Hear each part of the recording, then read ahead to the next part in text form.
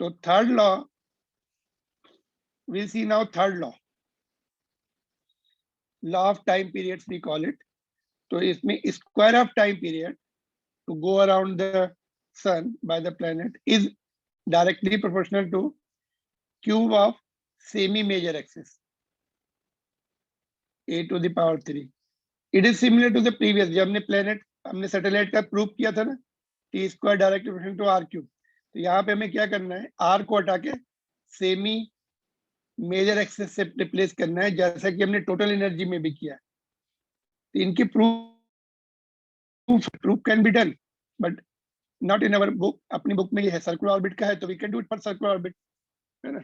और non circular के लिए different methods are there, we don't have to do it, but you have to remember this. तो semi major axis is known, तो ratio में ऐसे आ जाएगा T1 by T2. Questions will be asked like this.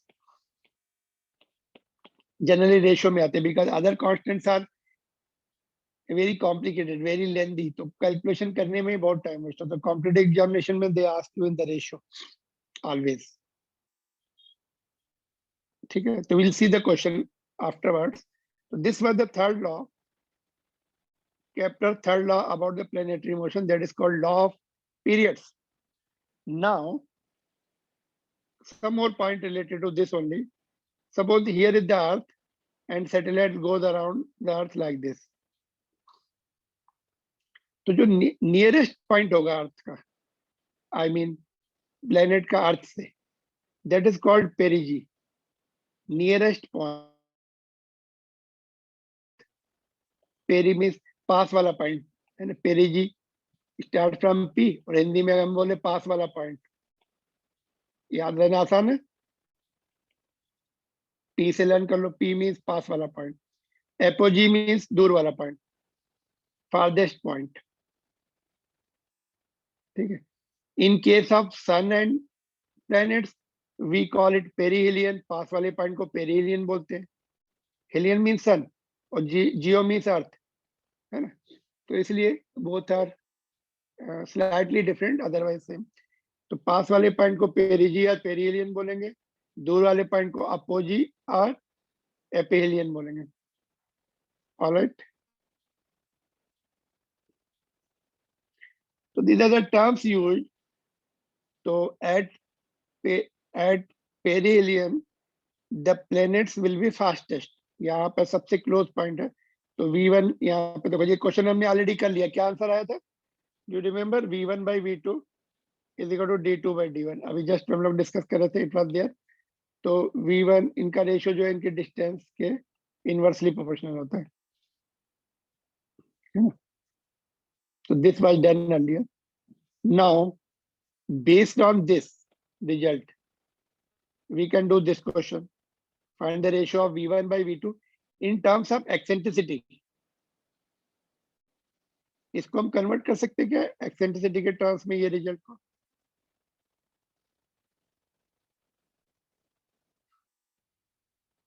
This result can be converted into one of them. Okay. तो D2 क्या है यहाँ पे? देखो ये D2 है ना. और this is C, this is A half distance, ये C होता है. तो हमें D2 is C plus A है ना. यहाँ से देखो D2 was एपिहिलियन का पॉइंट था, D2 will be C plus A. और D1 कितना, ये D1 है, तो D1 कितना हो जाएगा from figure? Are you getting it? Just confirm from figure. देखो ये question, just you see this question. ये रिजल्ट ऑलरेडी हमने प्रूव किया ऊपर हियर. दिस अभी जो डिस्कस कर रहे थे, ये वाला V1 by V2, the inverse ratio of the distances of aphelion and perihelion. बाकी पॉइंट्स के लिए नहीं रहेगा, बाकी पॉइंट में एंगल भी आ जाएगा, साइन थीटा भी आता है ना उसमें. यहाँ पे साइन 91 हो जाता है. तो from this relation now you see, ये D2 है, ये D1 है. मिड पॉइंट कितना होगा? ये यहाँ से ये a होता है and this is c, तो d2 will be c plus a. What about d1? d1 will be a ये है पूरा, और इसमें से c माइनस कर देंगे तो ये d1 आ जाएगा, है ना. तो d1 will be total is c, total is a, sorry यहाँ तक a है, उसमें से ये c माइनस कर दो तो d1 बचेगा, है ना, a माइनस c. तो since v1 by v2 is d2 by d1, ये ऑलरेडी डन हो गया तो इसलिए हमने प्रूव कर रहा, d2 is c plus a upon a minus c. e के टर्म्स में लिखना है, तो e क्या है, c बाई a होता है, तो a कॉमन ले लो, तो c बाई a प्लस 1, और यहाँ भी a कॉमन लिया है, 1 माइनस c बाई a, तो a कैंसिल हो गया, this is 1 plus c, this is 1 minus c, तो option number C.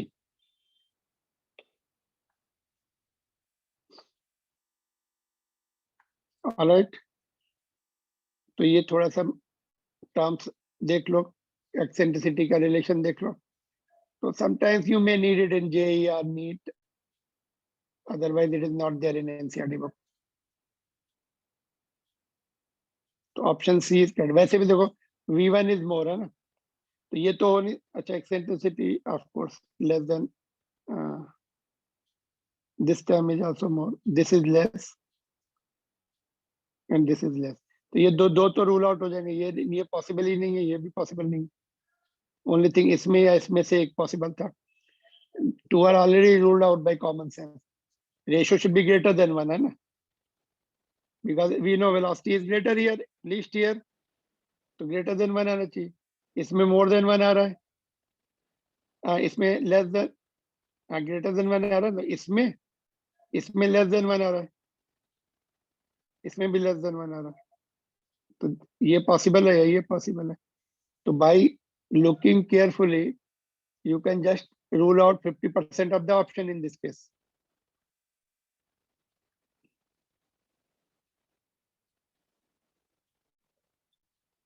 All right, what about this question?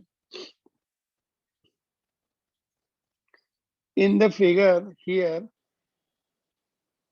space shuttle is initially in the circular orbit of radius r. ये initial orbit है उसकी. At point P, pilot briefly fires a forward pointing thruster. यहाँ पे ऐसे कुछ thruster fire किया उसने, तो उसको पीछे की तरफ इंपल्स लगेगी, स्पीड कम हो जाएगी उसकी. Alright, to decrease the shuttle's kinetic energy K and mechanical energy E. ठीक है, जैसे वो फॉरवर्ड डायरेक्शन में कुछ थ्रो करो तो बैकवर्ड डायरेक्शन में जाते हैं. That's what they are changing the speed in the space. You must have seen the movie Gravity, उसमें कैसे उसने व्हेन दैट एस्ट्रोनॉमर्स का लिंक ब्रेक हो गया था अपने शटल से, तो किस तरह से उसने फिर से कैच किया था. फायर, उसके पास कुछ फायर एक्सटिंग्विशर था, है ना, she operated and came back, तो लाइक दैट. तो स्पेस में यू कैन जस्ट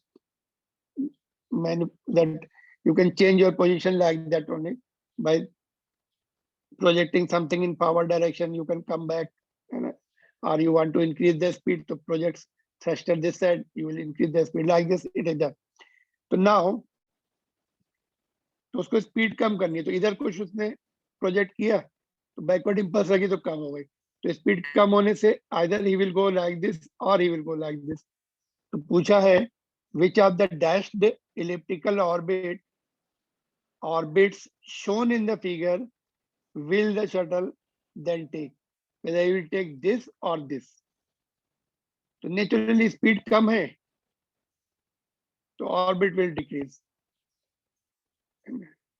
स्पीड कम होने से ऑर्बिट का जो रेडियस, ऑर्बिट का जो अभी सेमी मेजर एक्सिस, रेडियस नहीं बोलेंगे because it will become now elliptical. तो ये वाली first answer is first because since A decreases, therefore total energy will decrease.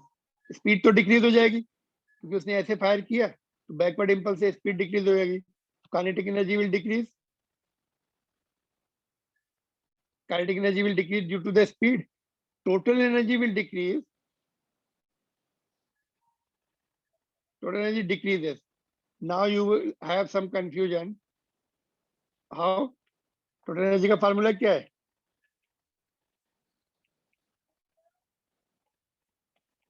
To A.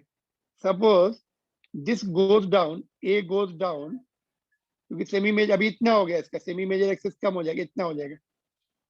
Because earlier semi major axis was equal to radius. Now it is decreased. So A decrease, so kinetic energy का magnitude goes up. A decreased, so this is gone down. So total energy will go up. Its magnitude will go up. Since minus is there, therefore, in other words, total energy decreases. More magnitude in negative value. Suppose say -5 joule था. Now it has become -10 joule. A कम होने से. Therefore, total energy decreases. Since minus sign is there. क्योंकि A पे depend करें ना, circular orbit में radius पर और नॉन सर्कुलर ऑर्बिट में सेमी मेजर एक्सिस पर. ऑलराइट, तो ये हो गया A का answer. Is the orbital period T of the shuttle, the time to return to P, वापस आने का टाइम जो है, then greater than, less than और same. बोलो इसका आंसर क्या होगा? टाइम जो है ग्रेटर होगा, लेस होगा या सेम रहेगा? Can you reply quickly? Quick answer.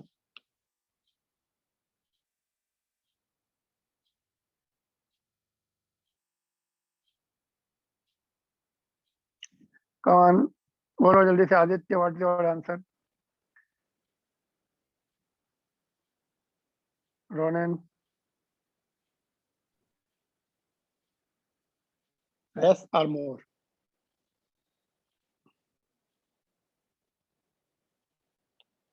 Less होगा क्या?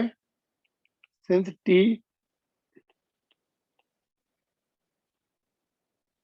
ए डिक्रीज हो चुका है ना, तो ए कम हो गया. ये थर्ड लॉ है, कैप्टर थर्ड लॉ. ठीक है, तो energy decreases, time period also decreases. See the answer here. Path 1 decrease E, more negative, gives decreased A, and less decrease A gives decreased T, because T directly proportional to A cube. ये थोड़ा सा we can say just you have to think it carefully, otherwise this may go wrong. Extra points are of course not given in NCERT book.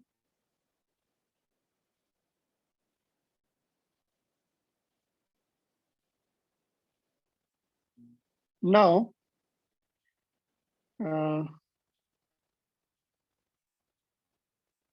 one more question, then we'll wind up. Then we'll see the next chapter. Question देखो, see this question. You move the ball of mass m away from the sphere of capital M, mass capital M. Does the gravitational potential energy of system of ball and sphere increase or decrease? देखो यहाँ पर कोई मास m है,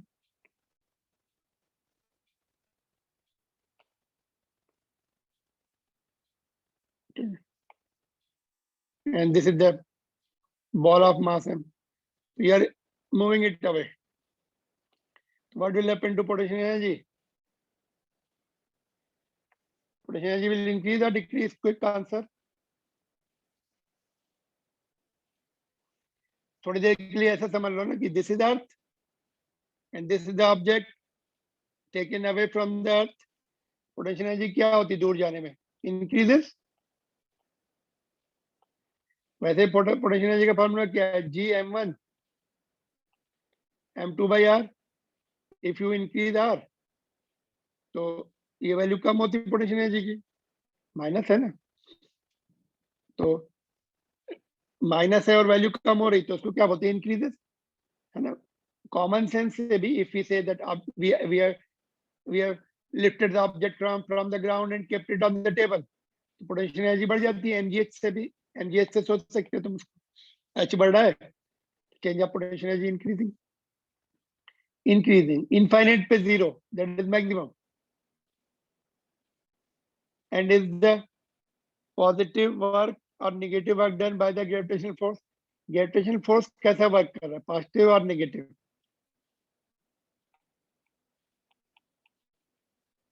Gravitational force किधर है? इधर है. Gravitational force is down, displacement is up, work done is negative, minus, yes or no? Opposite है Fs cos theta. Cos theta is 180, that is -1. So this is the questions. Generally we should be careful. All right.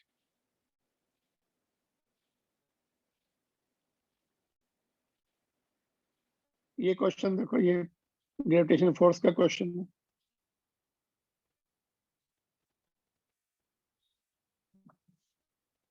They are telling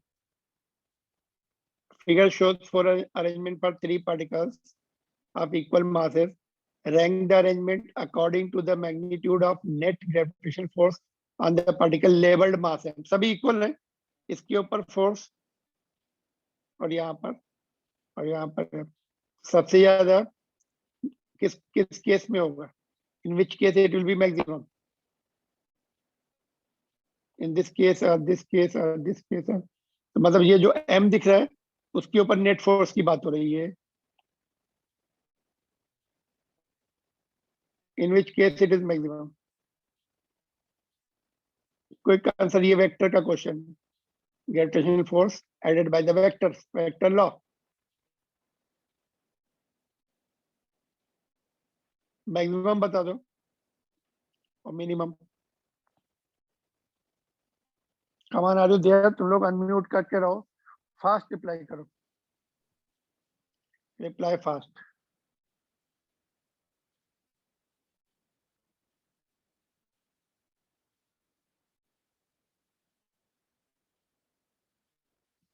तो देखो इसमें you are not replying simple question. In this case यहाँ पर these two masses will be pulling it. Gravitation force दोनों एक तरफ लगाएंगे तो वन इज मैक्सिमम. इसमें ये इधर लगाएगा, ये इधर लगाएगा, तो वेक्टर लॉ से थोड़ा कम हो जाएगा. इसमें अपोजिट एंगल देख लो ना, चलो ऐसे करो. r is equal to under root of a square plus b square plus 2ab cos theta, ऐसा होता है ना. थीटा मिनिमम, दोनों दोनों दोनों वेक्टर्स के बीच में थीटा जितना मिनिमम होगा उतना मैक्सिमम फोर्स होगा. इसमें दोनों एक ही डायरेक्शन में रहेंगे फोर्स, तो मैक्सिमम. इसमें 90 डिग्री पर रहेंगे तो ये टर्म पूरा जीरो हो जाएगा, ए स्क्वायर प्लस बी स्क्वायर आएगा. इसमें भी 90 डिग्री पे रहेंगे, इसमें भी सेम आएगा. इसमें अपोजिट है, एक फोर्स इधर होगा एक इधर होगा. 180 पे है तो ये माइनस आ जाएगा. तो लिस्ट, तो सीक्वेंस क्या बनेगी? 1 2 and 4 इक्वल हो गए, 3 इज लिस्ट. अपोजिट आएंगे इसमें, because the angle is 180 degree. More the angle, less is the resultant force, resultant vector.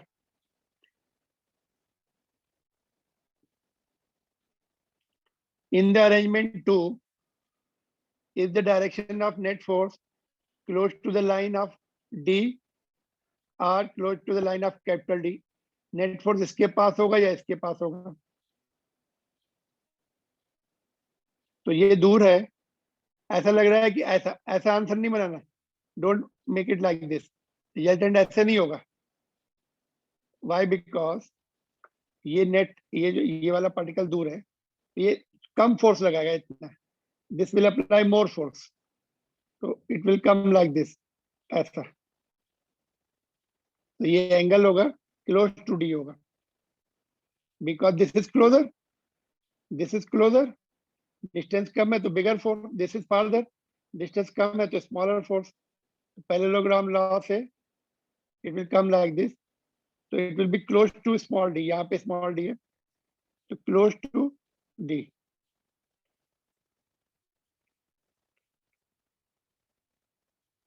Let's see the answers क्या दिए हैं। लाइन डी दिया है, इसका 1, 2 and 4 tied then 3, 2 and 4 tied then 3, ठीक है।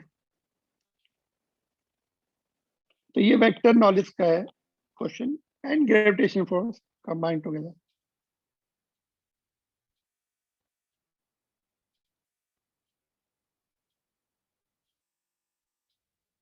What about this question?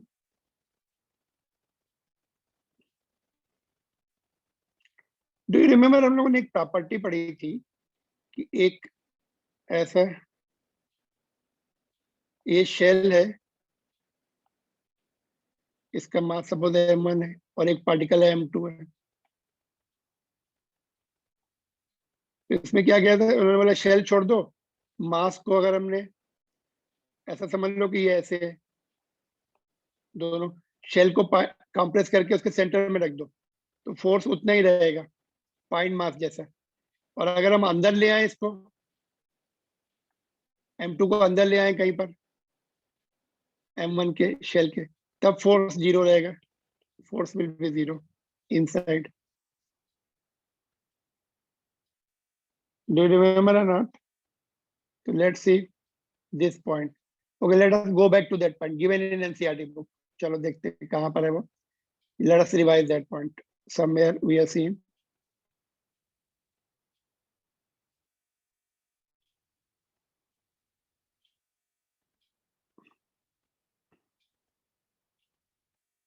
ये तक, हाँ ये देखो एनसीईआरटी बुक में ये they are given 2 points. The force of attraction between the hollow spherical shell of uniform density and point mass situated outside is just as if the entire mass of the shell is concentrated at the center of the shell. पूरा इसको concentrate कर दो center में, है ना ऐसा। तो 2 point mass का लिख दो। स्फेरिकल, अगर स्फेरिकल है उसके लिए भी वैलिड है। एनसीईआरटी बुक में सॉलिड स्फीयर नहीं लिखा है, शेल लिखा है, shell means hollow sphere, but valid for solid sphere also. तो क्या करो, उसका पूरे को कॉम्प्रेस करके मास उसके सेंटर में रख दो, 2 पॉइंट मास का फॉर्मूला लगा दो।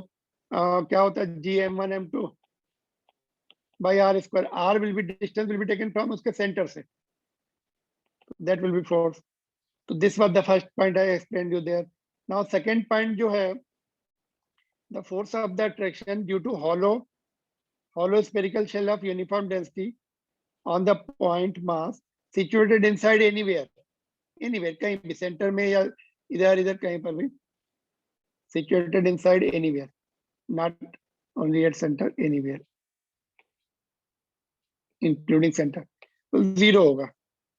अभी इसके ऊपर फोर्स जो है अंदर रख दिया ना, ये शेल है सपोज, ये सपोज फुटबॉल है, उसके अंदर तुमने टेनिस बॉल डाल दी, तो उसके ऊपर ये फुटबॉल जीरो फोर्स लगाएगी, force on m1 due to m2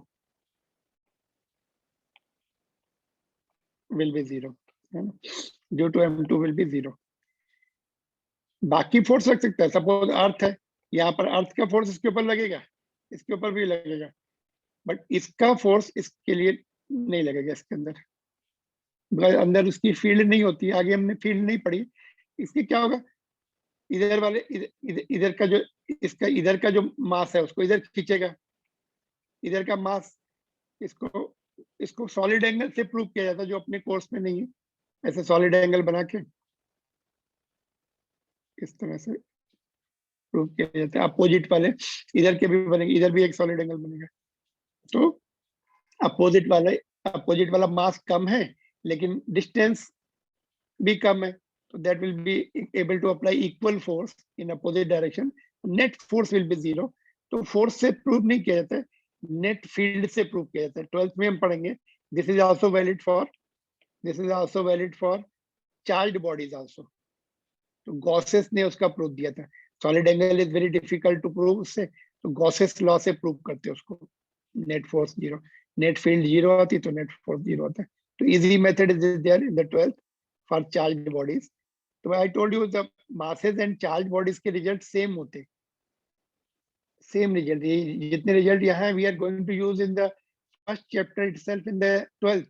ये सारे results which we are starting probably on 8th, day after tomorrow. All right, so these results are important even if we have the proof in the 12th standard. अच्छा, ये solid होता तब कैसे रहता है? तब क्या रहता है? हमने जी का डेरिवेशन किया था ना, नीचे का जो मास है that will apply the force. Outer वाला तो वो शेल जैसा हो जाएगा, उसका 0 हो जाएगा। अंदर जो रिमेनिंग स्फीयर बनेगा, of that radius will apply the force. Solid sphere में सपोज यहाँ पे रख दो। Okay, let me test your common sense. My question is, this is solid sphere, तो मास यहाँ पे रखा हमने डिस्टेंस d पर सरफेस से। How much force will be there on this? Quick answer बोलो। m into g depth। g depth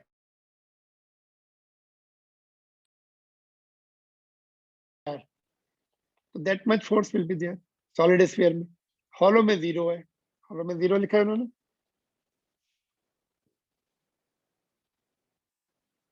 Got it? So based on these 2 points, that question was there. Let's go back to that question now.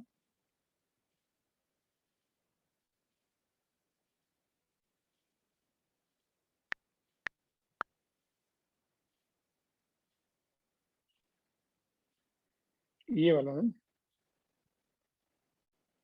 देखो question ये है, a particle is to be placed in turn outside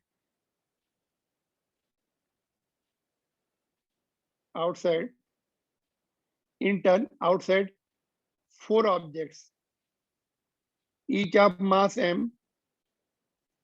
Particle is to be placed in turn outside the 4 objects. ये वाला एक object है, ये है और एक ये है, ठीक। 4 ऑब्जेक्ट्स हैं जिनके मासेज m है। लार्ज यूनिफॉर्म सॉलिड स्फीयर, ये लार्ज यूनिफॉर्म सॉलिड स्फीयर है। लार्ज यूनिफॉर्म स्फेरिकल ये वाला है, ठीक। एक ये हटा देता हूँ मैं।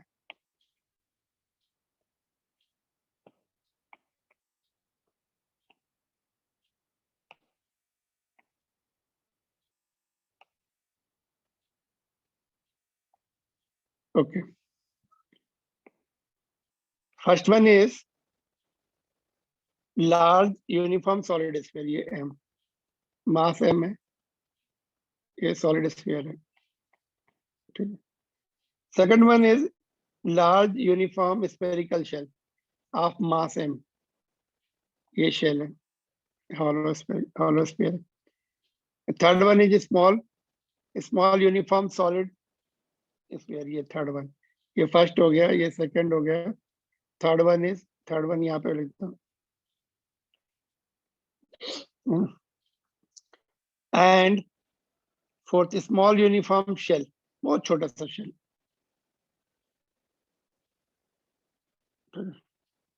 In each situation, the distance between the particle and center of the object is d. देखो यहाँ से अभी पार्टिकल यहाँ पे m डैश रख दो, ये m डैश, सेंटर से इसकी डिस्टेंस d हो गई। यहाँ से भी d डिस्टेंस पर m डैश रख दो, यहाँ से भी d डिस्टेंस पर m डैश रख दो, और यहाँ से भी d डिस्टेंस पर m डैश रखते हैं।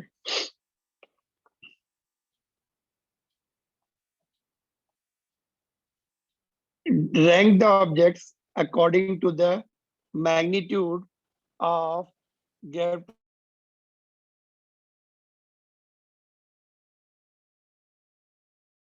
3, 4। ये पार्टिकल है m dash m dash m dash. तो कौन ज्यादा फोर्स लगाएगा, वेदर सॉलिड स्फीयर और हॉलो स्फीयर और सॉलिड पॉइंट मास और hollow very small hollow sphere. सबका मास सेम है, whether it is bigger one but mass is same as it is point mass, and hollow sphere is bigger one, mass same है, उसको छोटा बनाया तभी mass same है, distance same है point mass की d। तो बोलो, rank the objects according to the magnitude of gravitational force they exert on the particle greatest force। ये ज्यादा लगाएगा कि ये या ये on same point mass, distance being same। क्या आंसर होगा, quick answer, will wind up then all equal. Outside को पॉइंट मास कन्वर्ट कर देना, इसको कॉम्प्रेस करके पॉइंट मास में कन्वर्ट कर दो, इसको भी पॉइंट मास में कन्वर्ट कर दो, सेम सिचुएशन आ जाएगी। तो whether it is solid sphere और हॉलो स्फीयर, आउटसाइड पार्टिकल्स के सेम फोर्स होगा, all tie. You can see the answer, all tie.